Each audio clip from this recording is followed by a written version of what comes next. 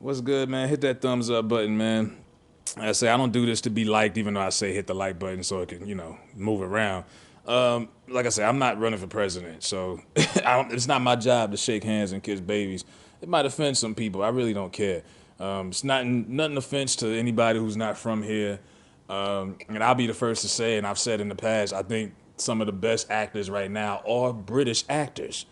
But I watched Judas and the Black Messiah a couple weeks ago, and it's something I just noticed has been on my mind. And what's that old saying? If it happened once, it's a mistake. Twice, it's an occurrence. Third, it's a trend. Whatever. I'm looking at all these black historical biofilms, and if you go back to 2013 when they did 12 Years a Slave, they're putting a lot of these foreign black immigrants in these historical roles. And that one brother who played Solomon, who starred in the movie, I can't even pronounce this dude's name. Like straight up, I'm not even gonna front. I might sound, I can't even pronounce his name. And then you had Lupita, who starred in as the co-star. I think she won an Academy Award. So he's British, she's from Africa, and it's like, wow, y'all made a movie about American slavery, and the two people that was starred in it wasn't even from America. But because they look black technically, and they did a good job acting, it was like, okay, whatever, not a big deal. But here's when the trend starts. So 2014, Selma comes out, and that's the movie about the march from Selma to Montgomery, Martin Luther King. The brother who played in Selma was another British black actor playing Dr. King. Now, I'm gonna ask you, people say, well, what's the big deal? He did a good job. First of all, I don't think he did a great job because the brother who played in the original Dr. King movie back in the day, who was born and raised here, who understood the significance of it, he embodied that character. He did a way better job. I will say, if they did a bio on Nelson Mandela, who was the former, Nelson Mandela, who ran South Africa, do you think they're going to get somebody from Chicago or Detroit to play that? I guarantee you not. And I guarantee you it would be a lot of uproar and outrage from South African community if they did that. This is not a coincidence. Now then, the Harriet Tubman film that came out, which was an abomination, another one, British female actress played Harriet Tubman. This is not a coincidence. This is what they've been doing. Matter of fact, One Night in Miami, which was the based off the night that Ali, beat Sonny Liston, and it's Malcolm X, Sam Cooke, and Ali and Jim Brown hanging out in Miami. Other than the guy who played Jim Brown and the guy who played Sam Cooke, Leslie Odom Jr., the rest of those cats was British actors. That the brother who played Malcolm X, the brother who played Malcolm X is from a British actor. A lot of people were kind of tough on his portrayal. Like I say, you can argue Mario Van Peebles did a better job. Of course, Denzel, born and raised, grew up idolizing Malcolm X, and plus he had a lot of more documentation to go after. Did so good of a job, it's like nobody even wants to touch it.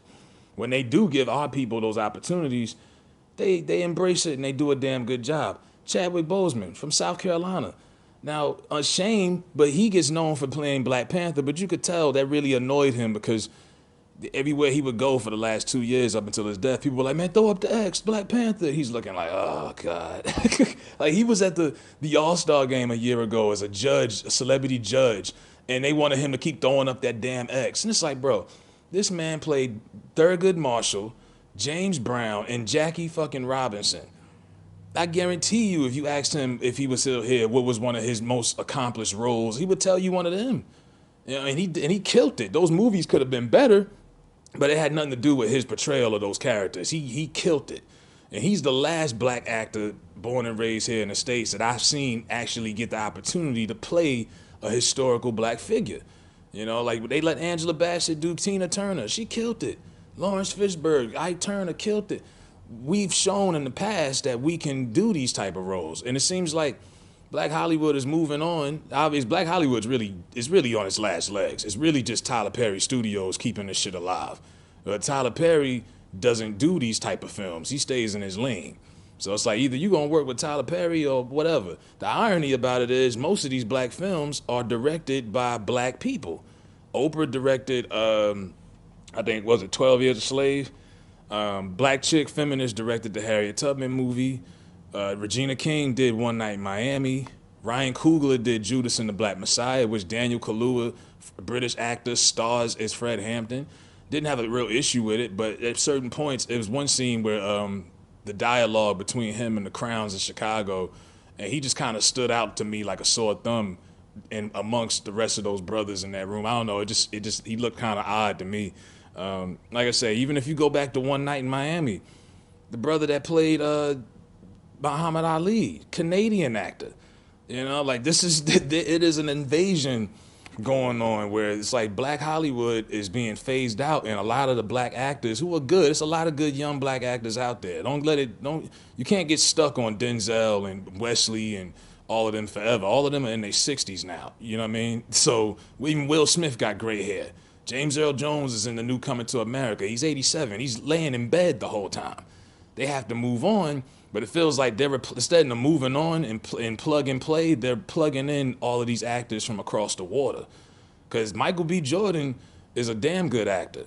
Same thing with Lance Gross. Same thing, Tessa Thompson. There's black actors out here that are really good, but it don't feel like they're getting the opportunities to play these historical type of roles that can be game changers.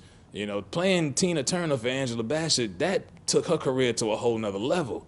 You know, Denzel as Malcolm X took him to a whole nother hemisphere. Like, these roles can really be good.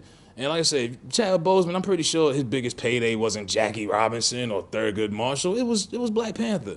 But, you know, it's a certain level of respect and an honor to play that type of role. And I'm like, damn. You know, you look at Judas and the Black Messiah, Daniel Kaluuya did a good job for what it was. But don't get it twisted. The person who stole the show was Lakeith Stanfield. Lakeith stole the show. Born and raised American black actor, he stole the show. And he's from California.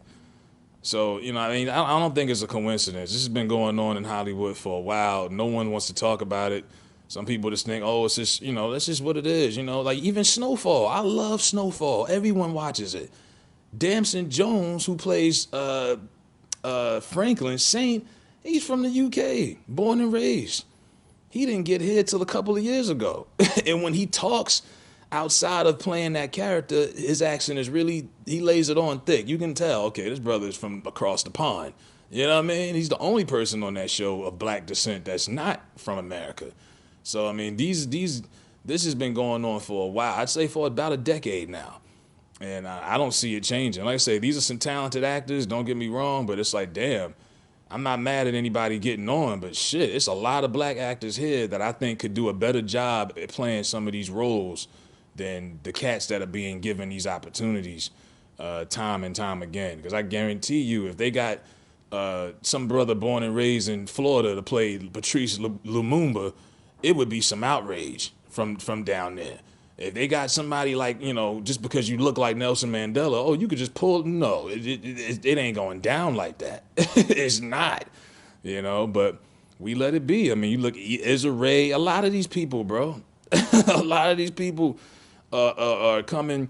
You know, Tiffany Haddish has West African roots, you know, from her dad. Now, she got ghetto and stupid when she representing her black American side, but when she representing that Nigerian shit, oh, she don't play no games. She's serious, postures up straight, talk like she got some damn sense. This is not a coincidence, once again.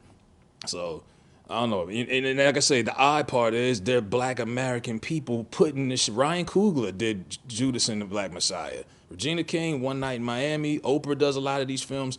They're pushing it. And it's like, damn, y'all doing this on purpose, or do y'all not realize y'all taking away from y'all own American-bred actors? And I get it, you know what I mean? These UK actors got to start somewhere. Idris Elba started all the way from The Wire. You know, it came a long way. You know, but let them pay their dues. You know what I mean? But it just feels like they're just forcing this on us a little bit. And Black Hollywood is really on its last leg. So let me know what y'all think, if y'all like it or not. If y'all don't, I don't really give a shit. If you do, hit the likes button. I'm out.